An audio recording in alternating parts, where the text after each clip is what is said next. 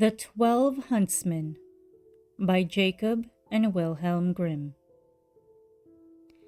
There was once a king's son who was betrothed to a maiden whom he loved very much.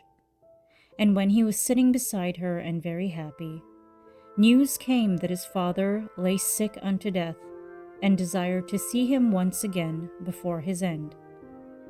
Then he said to his beloved, I must go and leave thee. I give thee a ring as a remembrance of me. When I am king, I will return and fetch thee. So he rode away, and when he reached his father, the latter was dangerously ill and near his death. He said to him, Dear son, I wish to see thee once again before my end. Promise me to marry as I wish. And he named a certain king's daughter who was to be his wife. The son was in such trouble that he did not think what he was doing and said, Yes, dear father, your will shall be done. And thereupon the king shut his eyes and died.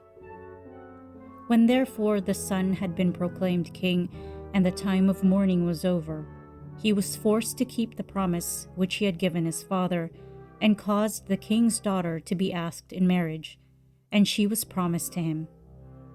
His first betrothed heard of this and fretted so much about his faithlessness that she nearly died.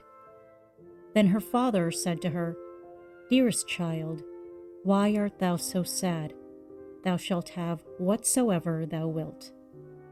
She thought for a moment and said, Dear father, I wish for 11 girls exactly like myself in face, figure, and size. The father said, If it be possible, thy desire shall be fulfilled. And he caused a search to be made in his whole kingdom until 11 young maidens were found who exactly resembled his daughter in face, figure, and size. When they came to the king's daughter, she had 12 suits of huntsmen's clothes made, all alike, and the 11 maidens had to put on the huntsman's clothes, and she herself put on the 12th suit. Thereupon she took leave of her father and rode away with them, and rode to the court of her former betrothed, whom she loved so dearly. Then she inquired if he required any huntsmen, and if he would take the whole of them into his service. The king looked at her and did not know her, but as they were such handsome fellows, he said yes, and that he would willingly take them. And now they were the king's 12 huntsmen. The king, however, had a lion, which was a wondrous animal, for he knew all concealed and secret things. It came to pass that one evening he said to the king, Thou thinkest thou hast 12 huntsmen? Yes, said the king, they are 12 huntsmen. The lion continued, Thou art mistaken, they are 12 girls. The king said, That cannot be true. How wilt thou prove that to me? Oh, just let some peas be strewn in thy antechamber, answered the lion, and then thou wilt soon see it. Men have a firm step, and when they walk over the peas, none of them stir, but girls trip and skip and drag their feet, and the peas roll about. The king was well pleased with the counsel, and caused the peas to be strewn. There was, however, a servant of the king's who favored the huntsmen, and when he heard that they were going to be put to this test, he went to them and repeated everything, and said, The lion wants to make the king believe that you are girls.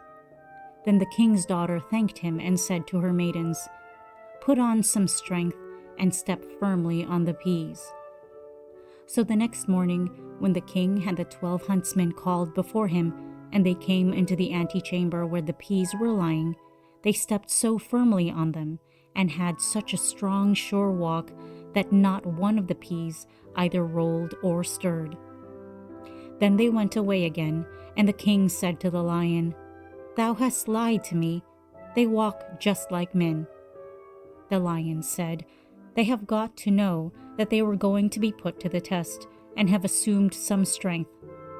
Just let 12 spinning wheels be brought into the antechamber some day, and they will go to them and be pleased with them, and that is what no man would do. The king liked the advice and had the spinning wheels placed in the antechamber. But the servant, who was well disposed to the huntsmen, went to them and disclosed the project. Then, when they were alone, the king's daughter said to her 11 girls, "Put some constraint on yourselves, and do not look round at the spinning wheels." And next morning, when the king had his 12 huntsmen summoned, they went through the antechamber and never once looked at the spinning wheels. Then the king again said to the lion, "Thou hast deceived me. They are men, for they have not looked at the spinning wheels." The lion replied, "They have learned that they were going to be put to the test and have restrained themselves." The king, however, would no longer believe the lion. The 12 huntsmen always followed the king to the chase, and his liking for them continually increased. Now it came to pass that once when they were out hunting, news came that the king's betrothed was approaching. When the true bride heard that, it hurt her so much that her heart was almost broken, and she fell fainting to the ground. The king thought something had happened to his dear huntsman, ran up to him, wanted to help him, and drew his glove off.